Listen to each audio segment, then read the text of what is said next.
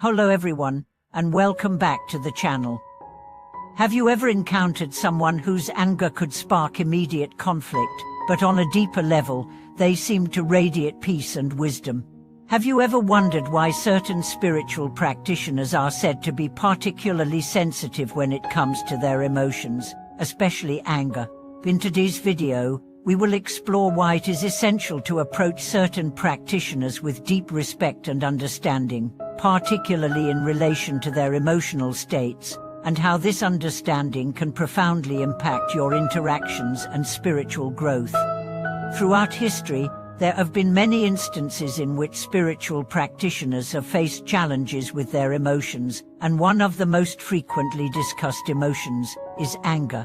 But why is it that anger in spiritual practitioners, especially those deeply invested in their paths, is often considered something not to provoke? To understand this, we must delve into the relationship between spiritual practice and emotions, the concept of inner balance, and the profound role emotions play on the spiritual journey. The intersection of spirituality and emotion. In spiritual traditions around the world, emotions are often seen as powerful forces, either helpful or harmful depending on how we relate to them. Spiritual practitioners, especially those on paths such as Buddhism, Taoism, or other meditative disciplines, are taught to cultivate inner peace, to master the mind, and to move beyond reactions such as anger, jealousy, or fear. In many ways, emotions like anger are seen as attachments or disturbances to a more profound state of common wisdom. However, the relationship between spirituality and emotion is complex. Emotions are not inherently negative. They serve as vital signals that guide us, highlighting areas of imbalance or unresolved issues within us.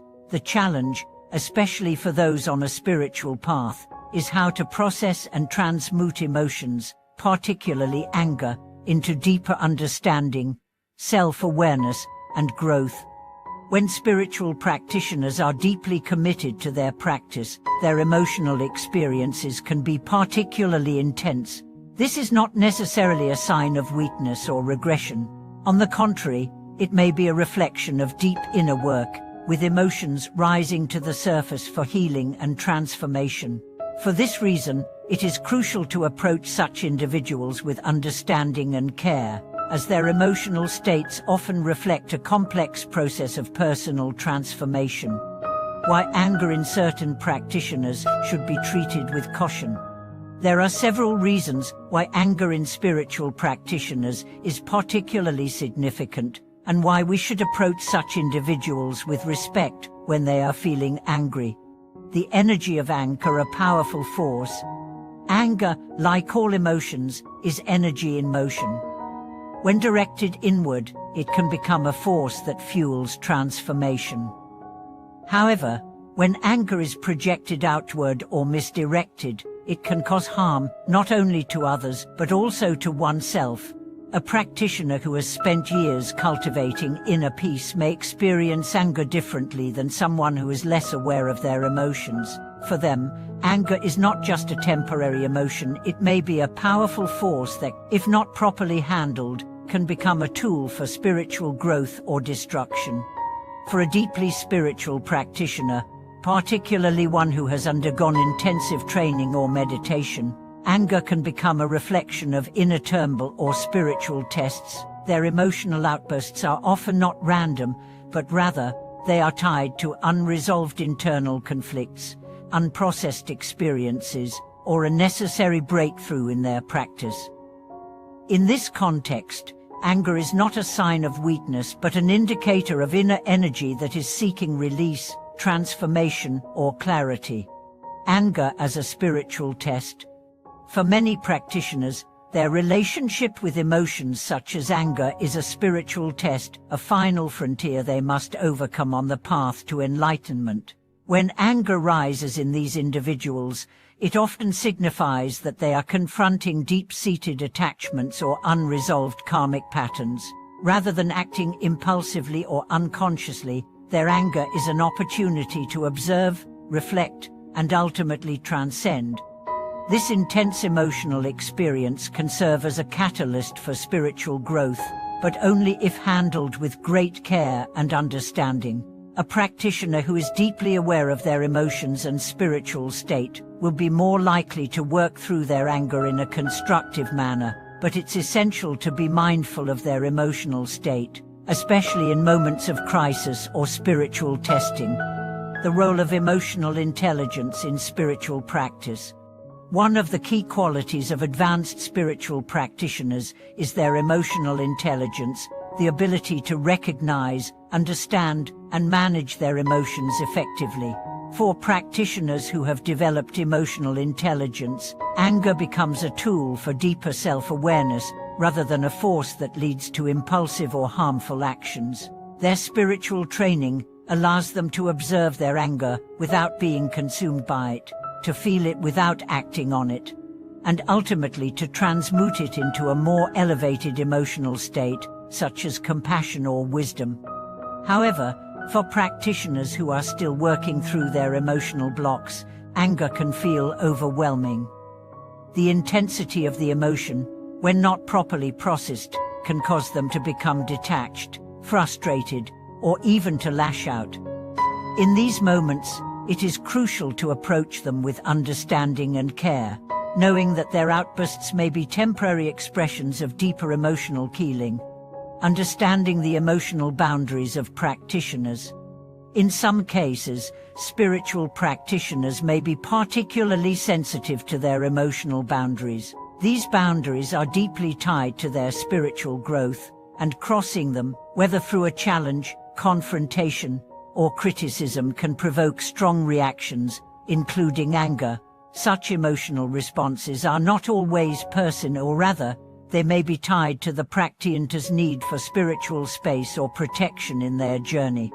A deeply committed practitioner may require periods of solitude or stillness to reflect and process their emotions. These individuals may also be extremely attuned to the emotions of others, feeling the energy in the room or in their environment more acutely than others. Therefore, when interacting with these practitioners, it is essential to respect their emotional space and boundaries, offering understanding when their emotional state becomes intense. This heightened sensitivity is often a result of years of meditation or spiritual practices that have opened them up to the subtle energies of the world around them. When these energies become overwhelming or unbalanced, it can lead to a strong emotional reaction. How to approach and support practitioners in their emotional journey. If you are close to a spiritual practitioner who is experiencing anger or other intense emotions, it's essential to approach them with empathy and patience. Here are a few ways you can support them during these times. Offer compassionate listening. Sometimes, the best way to support a practitioner is simply by offering a non-judgmental, compassionate space for them to express their emotions. Allowing them to be heard can help them process their feelings and find clarity. Respect their emotional space. If a practitioner is going through an intense emotional period, they may need space to reflect and process. Be mindful of their need for solitude, and don't take their emotional state personally. Encourage self-reflection. Encouraging the practitioner to engage in practices like meditation or journaling can help them process their emotions in a more constructive way. Self-reflection allows them to gain insight into the root causes of their anger and how it fits into their spiritual growth. Don't engage in arguments. When a practitioner is in the midst of anger, engaging in an argument or confrontation is unlikely to be helpful. Instead, remain calm and composed, offering them space to express themselves without feeding the anger further. Support their healing process. A practitioner may benefit from spiritual guidance or professional support if their anger is rooted in unresolved emotional trauma. Helping them find resources for healing, whether through counseling, spiritual mentoring, or retreats, can be a valuable part of their journey. The ultimate goal, transcending emotional disturbances. The ultimate goal of any spiritual practice, including the mastery of emotional states like anger, is to reach a state of inner peace and balance. Anger, when properly understood, becomes an opportunity for spiritual advancement. It shows us the areas where we are still attached, where our beliefs are still unexamined, and where we have room for growth. For a spiritual practitioner, the work is never about avoiding emotions like anger, but about learning to transform them. Over time, through mindfulness and self-awareness, practitioners learn to recognize their emotional responses as natural but transient.